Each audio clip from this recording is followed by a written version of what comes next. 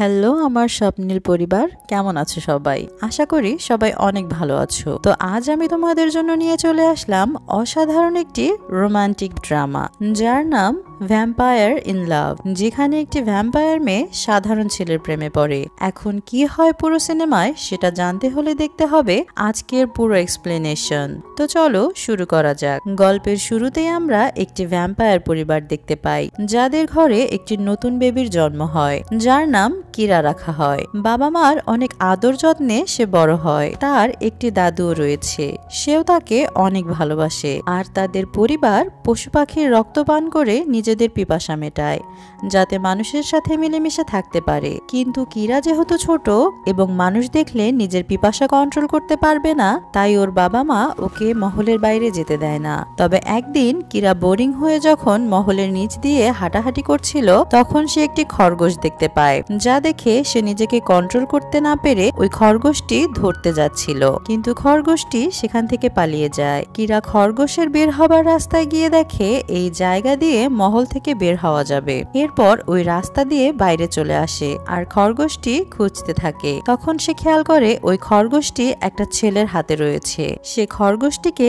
আদর করছিল। ছেলের নাম তিতসু। সে এই গল্পের হিরো। কিরা তিতসুর উপর থেকে চোখ সরাতে পারে না। সে অবাক হয়ে যায়, কারণ জীবনে প্রথম সে কোনো মানুষকে দেখছে। কিছুক্ষণ পর তিতসু কিরাকে খেয়াল করে, কিন্তু কিরা দৌড়ে সেখান থেকে চলে যাচ্ছিল, কারণ সে মানুষ দেখে নিজের পিপাসার উপর কন্ট্রোল করতে পারছিল না। তাই জলদি বাড়িতে পৌঁছেই পশুর রক্ত পান করে নিজের পিপাসা মেটায়। এভাবে পরদিন কিরা আবার ওই রাস্তা দিয়ে বাইরে এসে তিতসুর সাথে দেখা করে। তিতসু তাকে দেখে বেশ খুশি হয় এবং তারা একে অপরের সাথে পরিচিত হয়। তিতসু তাকে নিজের বানানো একটা সিক্রেট কুটির দেখায়, যেটা একটি গাছের উপর বানানো। কিরা এগুলো দেখে অনেক এক্সাইটেড ও খুশি ছিল। তিতসু তাকে ব্রেড খেতে দেয় এবং জানায় এটা তার প্রিয় খাবার। কিরার নজর তিতসুর গিটারের দিকে যায়। তিতসু তাকে জানায় গিটার তার খুবই পছন্দ, কারণ তার বাবা ছিল একজন মিউজিশিয়ান।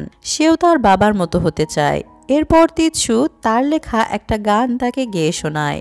কিরা এসবে খুব খুশি ছিল, কারণ প্রথম সে কোনো বন্ধু পেয়েছে। তিতসুরও তাকে অনেক ভালো লাগে, যার জন্য নিজের প্রিয় লকেট তাকে উপহার হিসেবে দেয়। কিরা খুশি খুশি সেটা নিয়ে নেয় এবং বলে, তুমি আমাকে বন্ধু মনে করে এরকম একটা গিফট দিলে। তাই সে নিজের হেয়ার ব্যান্ড খুলে তাকে দিয়ে জানায়, এটা আমার আম্মু আমাকে দিয়েছিল, যা আমার জন্য অনেক গুরুত্বপূর্ণ ছিল, আর আজ আমি এটা তোমাকে দিলাম। তারা একে অপরকে থ্যাঙ্কস জানায় এবং অনেক খুশি ছিল। তবে এমন সময় কিরার হাতে থাকা সিডি নিচে পড়ে গেলে তিতসু সেটা উঠাতে যায়। তখন তিতসুর গলা দেখে কিরা নিজেকে কন্ট্রোল করতে পারছিল না এবং যখন তাকে কামড় দিতে যাচ্ছিল, তখনই কিছুর শব্দ হয় আর কিছু বাদর তাদের উপর আক্রমণ করে দেয়। তবে বাদরগুলো চলে গেলে তিতসু কিরাকেও খুঁজে পায় না। আসলে কিরাদের বাড়িতে এক ভিলেন ভ্যাম্পায়ার আক্রমণ করে দিয়েছিল আর কিরার বাবা মাকে মেরে ফেলেছিল, কারণ তারা ভ্যাম্পায়ার হয়েও সাধারণ মানুষদের সাথে বসবাস করছে। এদিকে নিজের বাড়ির দিকে ছুটে আসছিল কিরা। তখন তার দাদু সেখানে আসে আর কিরাকে চুপচাপ তার সঙ্গে আসতে বলে। কিরা জিজ্ঞেস করে, কিন্তু বাবা মার কি হবে? এই প্রশ্নে তার দাদু জানান, তারা খুব শীঘ্রই চলে আসবে। তুমি এখন আমার সঙ্গে তোমার ফুপুর বাড়িতে চলো। কিরা খেয়াল করে তাদের বাড়ির ছাদে একটি ভয়ঙ্কর ভ্যাম্পায়ার দাঁড়িয়ে আছে। দাদু জোর করে কিরাকে সেখান থেকে নিয়ে যান। এরপর গল্প দেখানো হয় 1 বছর পর। কিরা এখন বড় হয়ে গেছে। সে আজও তিতসুর দেয়া লকেট গলায় পড়ে আছে, যা তাকে তার পুরনো স্মৃতির সঙ্গে জুড়ে রাখে। তাদের একটি শপ রয়েছে, যেখানে তার দাদু অনেক মজাদার ব্রেড বানাতো। কিরার ফুপু আটার বস্তা নিয়ে হাজির হয়। ওনার নাম মারিয়া আর সেও একজন ভ্যাম্পায়ার। অন্যদিকে কিরার ফুপা, যার নাম রিকি, তিনি আগে তো মানুষ ছিল কিন্তু এখন ভ্যাম্পায়ার। তারা সবাই মিলে অনেক সুস্বাদু ব্রেড বানাতো, যার জন্য তারা বেশ জনপ্রিয় ছিল আর অনেক মানুষ তাদের এখানে প্রতিনিয়ত খেতে আসতো। তবে কেউ জানতো না তারা ভ্যাম্পায়ার। রাত হলে আমরা জানতে পারি তারা এক ধরনের ড্রাগ গ্রহণ করে, যার জন্য তারা নিজেদের কন্ট্রোল করতে পারে। আর ভ্যাম্পায়ার সূর্যের আলোতে যেতে পারে না, কিন্তু এই ড্রাগ নেয়ার জন্য তারা সাধারণ মানুষের মতো জীবনযাপন করতে পারত।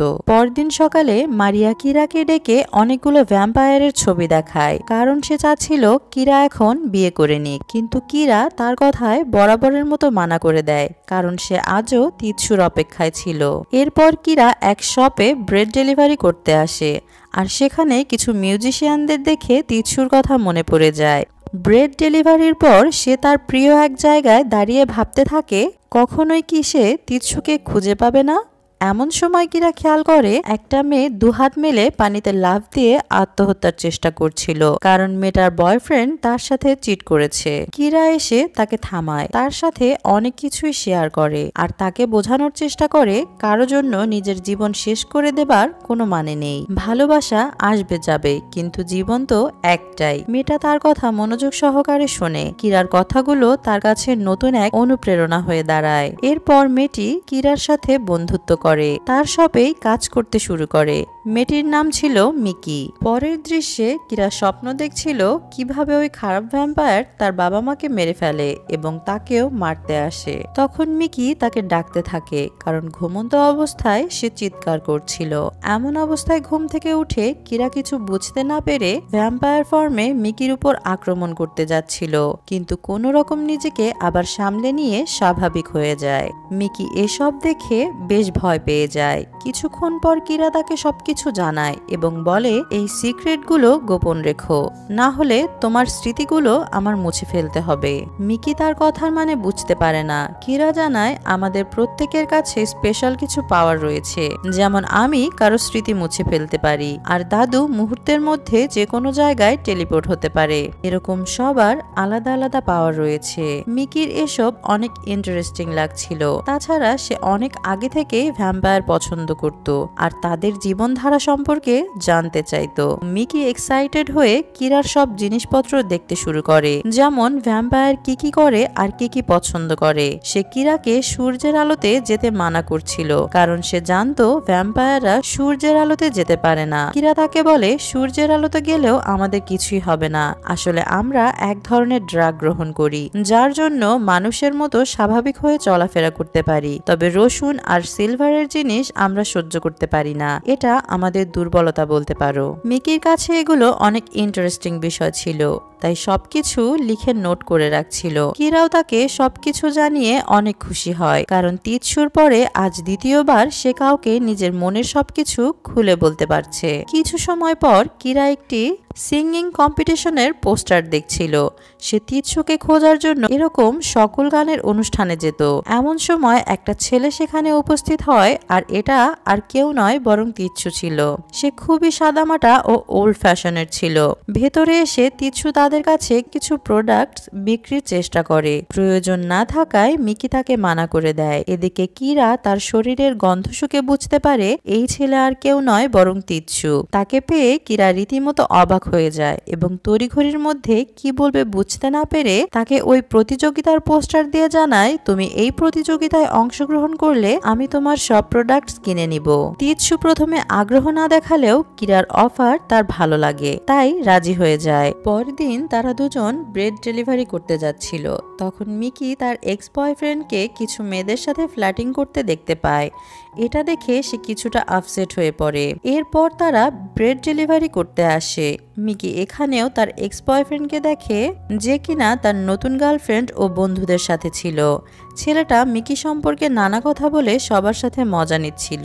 দূর থেকে মিকি এসব দেখে অনেক হার্ট হয়ে যায়। কিরা এসব লক্ষ্য করলে মিকির জন্য খারাপ লাগে, আর কিছুক্ষণ পর সে বাইরে এসে সুযোগ মতো মিকির এক্সকে লাথি মেরে ফেলে দিয়ে বলে, মেয়েদের ফিলিংস নিয়ে খেলা করতে অনেক ভালো লাগে তাই না?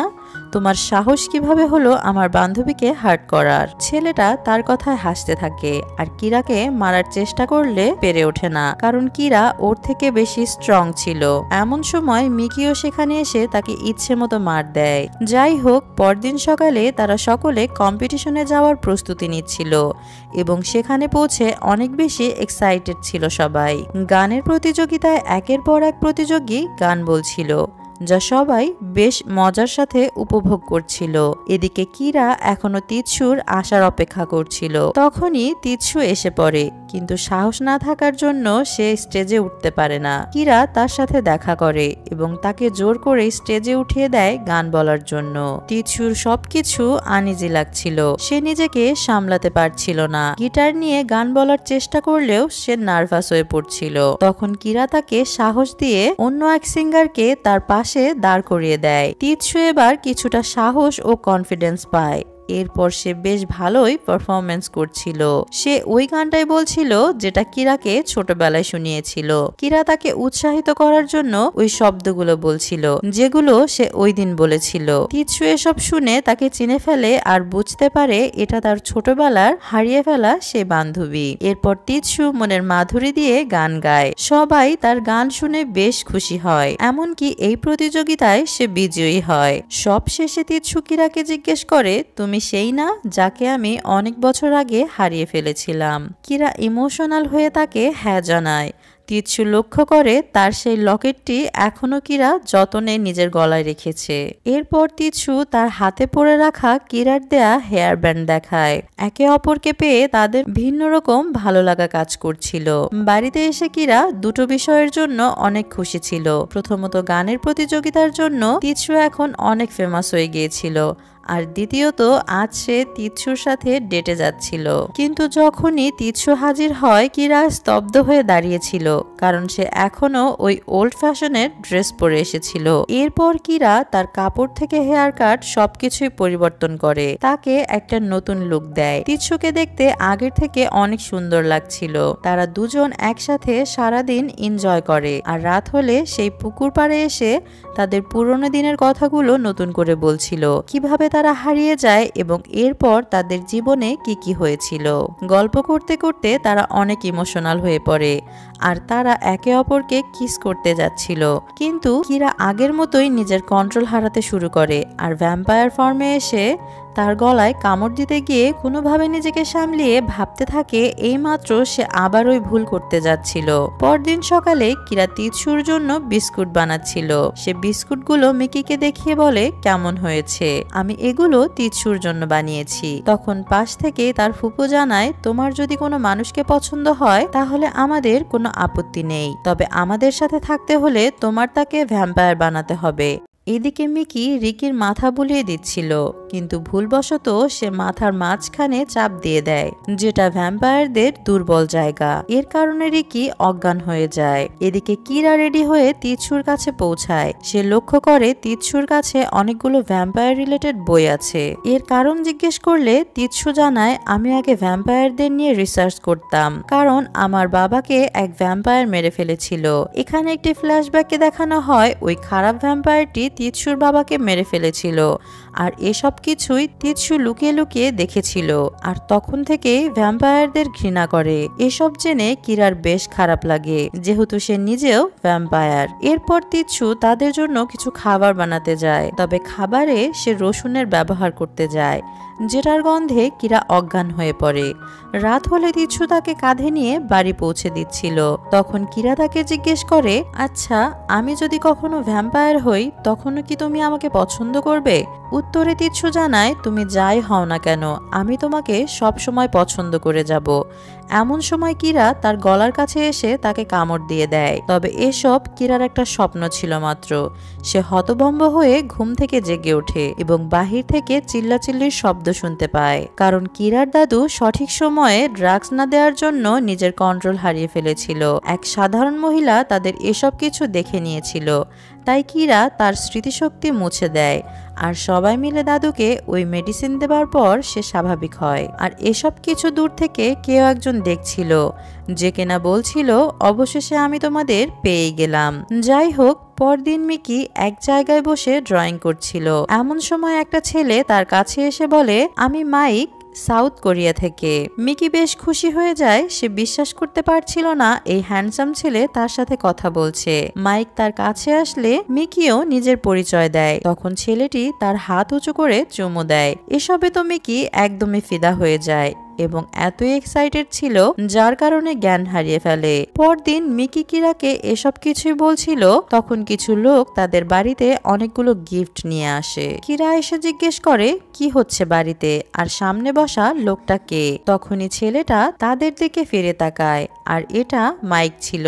মিকি খুশিতে বলতে থাকে এটা তো কালকের সেই ছেলেটা। এদিকে মাইক কিরার দিকে এগিয়ে এসে বলে, যখন থেকে আমি তোমার ছবি দেখেছি তখন থেকে আমি তোমাকে ভুলতে পারছি না, প্লিজ আমাকে বিয়ে করে নাও। কিরা এসব শুনে হতভম্ব হয়ে ওঠে, আর মিকি রেগে সেখান থেকে চলে যায়। মাইক জানায় আমি তোমাকে পাবার জন্য সিরিয়াস। সে মিস মারিয়া আর তার হাজবেন্ডকেও বলে আমি খুশি হব যদি আপনারা কিরার হাত আমার হাতে তুলে দেন। কিন্তু এমন মুহূর্তে সবাই অবাক ছিল, তাই কেউ কিছুই বলতে পারছিল না। এরপর কিরা তিৎসুর সাথে দেখা করে তাকে সবকিছু জানিয়ে বলে মিকি এখন আমাদের শপে আসা বন্ধ করে দিয়েছে। ওর খারাপ লেগেছে কারণ ওর ক্রাশ আমাকে বিয়ের প্রপোজাল দিয়েছে। ও আমার সব থেকে ভালো বন্ধু, আমি ওকে হারাতে চাই না। তিৎসু সবকিছু শুনে জানায় চিন্তা করো না, মিকি খুব তাড়াতাড়ি আবার চলে আসবে। এদিকে মাইক তাদের লুকিয়ে দেখছিল এবং বলে ও তাহলে তোমার জীবনে আগে থেকেই কেউ রয়েছে, তবে আফসোস সে আর বেশি দিন থাকবে না। যাই হোক, কিরা আর তিৎসু শপিং করতে যায়। তিৎসু সুন্দর একটা নেকলেস নিয়ে এসে কিরাকে পরতে বলে, কিন্তু সিলভারের জিনিস ভ্যাম্পায়াররা সহ্য করতে পারে না, তাই কিরা সেটা পরতে মানা করে দেয়। তিৎসু জোর করে তাকে নেকলেস পরাতে চাইলে সে ওখান থেকে চলে যায়। তিৎসু কিছু বুঝতে না পেরে বেশ অবাক হয়। রাত হলে তারা দুজন গল্প করতে করতে বাড়ি ফিরছিল, আর এমন সময় কিছু বাদুড় তাদের উপর আক্রমণ করে দেয়। কিরা তিৎসুকে বাঁচানোর জন্য নিজের ভ্যাম্পায়ার ফর্মে চলে আসে। অনেক চেষ্টার পর সে তিৎসুকে তো বাঁচিয়ে নেয়, কিন্তু তখনই তিৎসু তার বেগুনি কালার চোখ দেখে ভয় পেয়ে যায়। এদিকে দেখা যায় মাইক তাদের দূর থেকে দেখছিল, এর মানে মাইক মোটেও ভালো কেউ নয়, আর সে নিজেই এসব করেছিল যাতে তিৎসু বুঝতে পারে কিরা ভ্যাম্পায়ার। কিছু সময় পর তিৎসু তার বাড়িতে এসে বই খুলে জানতে পারে রসুন ও সিলভারের জিনিস ভ্যাম্পায়াররা সহ্য করতে পারে না, আর তাদের চোখ বেগুনি কালার হয়। তিৎসু বুঝতে পারে এর মানে কিরা একটি ভ্যাম্পায়ার। এরপর সে কিরার সাথে দেখা করে। কিরা তার সামনে একদম নর্মাল আচরণ করছিল, কিন্তু তিৎসু তাকে জিজ্ঞেস করে বসে তুমি কি সত্যি ভ্যাম্পায়ার। কিরা তার কথার কোনো উত্তর দিতে পারে না। তিৎসু তাকে সরি বলে সেখান থেকে চলে যায়। কিরা এসবে অনেক কষ্ট পায়। তারপর বাড়িতে এসে সে তার ফুপাকে জিজ্ঞেস করে আপনি কিভাবে ভ্যাম্পায়ার হলেন। আসলে তার ফুপা আগে মানুষ ছিল আর মিস মারিয়ার প্রেমে পড়েছিল, কিন্তু যখন সে জানতে পারে মারিয়া ভ্যাম্পায়ার তখন চলে যেতে চেয়েছিল, কিন্তু মারিয়া তাকে জোর করে ভ্যাম্পায়ার বানিয়ে দেয়। কিরা তাকে জিজ্ঞেস করে আপনার কি ভ্যাম্পায়ার হবার পর খারাপ লেগেছিল যেহেতু আপনি মানুষ ছিলেন। সে জানায় হ্যাঁ, ভ্যাম্পায়ার হবার পরে আমি মানুষ জীবনটাকে অনেক মিস করেছি, তবে এখন মানিয়ে নিয়েছি। এসব শুনে কিরার খুব খারাপ লাগে, কারণ সে তিৎসুকে ভ্যাম্পায়ার বানালে সে তার মানুষ জীবন হারানোর জন্য আফসোস করবে, যেটা সে কখনোই করতে পারবে না। সে দাঁড়িয়ে ভাবছিল আমি ভ্যাম্পায়ার না হয়ে মানুষ হলে হয়তো তিৎসু আমাকে কখনোই ছেড়ে যেত না। এরপর সে তিৎসুর বাড়িতে গিয়ে তিৎসুর দেয়া ওই লকেট তার দরজায় রেখে চলে আসে। পেছন থেকে মাইক তাকে ফলো করছিল, আর ওই ভিলেন ভ্যাম্পায়ারকে ফোন করে সে এসব খবরাখবর তাকে জানাচ্ছিল। তবে ভিলেন ভ্যাম্পায়ার তাকে রাগ দেখাচ্ছিল, যার জন্য মাইক রীতিমতো বিরক্ত ছিল, কারণ সে অনেক বছর থেকে তার জন্য কাজ করত, কিন্তু কখনো ন্যূনতম সম্মান সে পায়নি। যাই হোক, কিরা পুকুর পাড়ে দাঁড়িয়েছিল, তখন মিকি এসে তাকে সহানুভূতি দেয় এবং কিছুক্ষণ পর তারা দুজন মিলে বাড়ি ফিরছিল। তখন তাদের সামনে মাইক এসে দাঁড়ায় এবং তার বেগুনি চোখ দেখে তারা বুঝতে পারে সে ভ্যাম্পায়ার। মাইক জোর করে কিরাকে তার সঙ্গে নিয়ে যাচ্ছিল, কিন্তু মিকি তার উপর উঠে ভ্যাম্পায়ারদের দুর্বল জায়গা মাথার মাঝখানে চাপ দেয়, যার জন্য সে এখানে অজ্ঞান হয়ে যায়। কিন্তু পেছন থেকে ভিলেন ভ্যাম্পায়ার কিরাকে নিয়ে চলে যায়। এসব দেখে মিকি চিন্তায় পড়ে যায়, আর তখন মাইক আবার উঠে দাঁড়ায় এবং মিকিকে কামড় দিয়ে দেয়। তার চিৎকার দাদু শুনতে পারে। এদিকে তিৎসু তার দরজায় কিরা রেখে যাওয়া লকেট পায়। তিচ্ছুর অনেক খারাপ লাগছিল আর বারবার কিরার কথা মনে পড়ছিল। তাই জলদি সে মিকির বাড়িতে পৌঁছায় আর এখানে এসে তিচ্ছুর দাদুর কাছ থেকে জানতে পারে কিরার সাথে কি হয়েছে। দাদু ভ্যাম্পায়ারদের সাথে লড়াই করার জন্য একটি তলোয়ার দেয় এবং কিরাকে যেভাবেই হোক ফিরিয়ে আনতে বলে। ওইদিকে কিরা ভিন্ন রকম একটা ড্রেস পরা অবস্থায় ছিল। জ্ঞান ফিরলে সে ওই ভিলেন ভ্যাম্পায়ারকে দেখতে পায় যে তার বাবা মাকে মেরে ফেলেছিল। কিরা এসব দেখে ভয় পেয়ে যায়, তবে পালানোর কোনো উপায় ছিল না, কারণ চারপাশে ভ্যাম্পায়ার সিকিউরিটি ছিল। এই ভিলেন ভ্যাম্পায়ারের নাম ছিল ডিরেক। সে কিরাকে বলছিল, আমি তোমার জন্য অনেক বছর থেকে অপেক্ষা করছিলাম, অবশেষে আজ সেই দিন যেদিন আমি তোমাকে পাবো। কিরা তার কথায় কিছু বুঝতে পারছিল না। ডিরেক জানায়, অনেক বছর আগে আমি তোমার দাদিকে অনেক লাভ করতাম, কিন্তু তাকে তোমার দাদু ছিনিয়ে নিয়েছিল। কিন্তু এখন তুমি তোমার দাদির হয়ে আমার জন্য জন্ম নিয়েছো, তাই তোমাকে আমি পেতে চাই। কিরা বলে, তুমি একটা খুনি যে কিনা আমার বাবা মাকে মেরেছে। ডিরেক বলে, তোমার বাবা মাকে আমি এজন্য মেরেছিলাম কারণ তারা ভ্যাম্পায়ারদের নিয়ম ভেঙে মানুষের সাথে মিলেমিশে থাকতো। মানুষরা হলো আমাদের চিরশত্রু, তাদের সাথে থাকার কোনো মানে নেই। যেমন তোমার বয়ফ্রেন্ডকেই দেখো, সে যখন জানতে পারলো তুমি ভ্যাম্পায়ার তখন কিভাবে তোমাকে অবহেলা করে চলে গেল। কিরা তার কথার প্রতিবাদ করতে গেলে ডিরেক তাকে কিস করে নিজের বানিয়ে নিতে চাচ্ছিল, কিন্তু তখন সেখানে তিচ্ছু, মারিয়া আর রিকি চলে আসে আর ভ্যাম্পায়ারদের সাথে তাদের মারামারি লেগে যায়। সুযোগ পেয়ে তিচ্ছু কিরাকে নিয়ে সেখান থেকে বেরিয়ে পড়ে, কিন্তু এতক্ষণে ডিরেক সেখানে চলে আসে। তিচ্ছু তার সাথে লড়াই করার জন্য দাদুর দেয়া তলোয়ার দিয়ে আক্রমণ করে, কিন্তু ডিরেক যেহেতু অনেক শক্তিশালী তাই তিচ্ছু তার সাথে পেরে ওঠে না। ডিরেক তিচ্ছুকে মেরে ফেলতেই যাচ্ছিল, তখন কিরা তাকে অনুরোধ করে তিচ্ছুকে ছেড়ে দেওয়ার জন্য এবং সে তাকে কিস করার জন্য রাজি হয়ে যায়। ডিরেক তার শর্তে রাজি হয় এবং তাকে কিস করতে যায়। তখন পেছন থেকে তিচ্ছু অনেক চালাকির সাথে ওই তলোয়ারটি ডিরেকের পেছনে ঢুকিয়ে দেয়, যার জন্য সে অবশেষে সেখানেই মারা যায়। এরপর কিছুদিন কেটে যায়, তারা সবাই অনেক খুশি ছিল, কারণ আজ মাইক আর মিকির বিয়ে হচ্ছিল। মাইক শুরু থেকে ভালো ছিল আর সে মিকিকে ভ্যাম্পায়ার বানানোর জন্য সত্যি তার প্রেমে পড়ে গিয়েছিল। এদিকে তিচ্ছু কিরাকে বলেছিল, আমিও তোমার জন্য ভ্যাম্পায়ার হতে চাই, যাতে আমরা সব সময় একসাথে থাকতে পারি। কিন্তু কিরা তার কথায় মানা করে দেয়, কারণ সে চাচ্ছিল না তিচ্ছু তার জন্য এত বড় সিদ্ধান্ত নিক। এরপর তারা একসাথে ঘুমিয়েছিল। তখন কিরা বলছিল, আমিও তোমাকে অনেক লাভ করি, তবে এর মানে এই নয় যে নিজের স্বার্থের জন্য তোমাকে ভ্যাম্পায়ার বানিয়ে দিব। এই বলে সে তিচ্ছুর সব স্মৃতি মুছে দেয়। এর মানে কিরার সাথে কাটানো সবকিছু তার স্মৃতি থেকে এখন ডিলিট হয়ে গেছে। এরপর গল্প দেখানো হয় 1 বছর পর। মারিয়া কিরাকে বলছিল, তিচ্ছু যেহেতু ভ্যাম্পায়ার হতেই চেয়েছিল, তাহলে তোমার আপত্তি কোথায় ছিল? কিরা জানায়, আমি চাচ্ছিলাম না ভ্যাম্পায়ার হবার পর ও আফসোস করুক, তাই ভেবেচিন্তেই সঠিক সিদ্ধান্ত নিয়েছিলাম। এদিকে দাদু বাইরে বসে এফএম রেডিও শুনছিল, যেখানে বলা হচ্ছিল সুপারস্টার তিচ্ছু পুরো 1 বছর পর আবার নিজের শহরে ফিরে আসছে। এটা শুনে তারা সবাই অবাক হয়ে যায়। আসলে তিচ্ছু এখন অনেক বড় সিঙ্গার ছিল। মিস মারিয়া কিরাকে তিচ্ছুর কাছে পাঠানোর জন্য কিছু ব্রেড দিয়ে বলে, এগুলো এক কনসার্টে ডেলিভারি করতে হবে। এদিকে তিচ্ছু তার ভক্তদের জন্য কনসার্ট শুরু করতে যাচ্ছিল। তখন কিরা ডেলিভারি নিয়ে সেখানে পৌঁছায় এবং তিচ্ছুকে দেখতে পায়। তিচ্ছু বলছিল, আমি আজকের গান ওই মেয়েকে উদ্দেশ্য করে বলতে যাচ্ছি যাকে আমি চিনি না, তবে সে আমার স্বপ্নে প্রতিদিন আসে। এরপর সে গান বলছিল।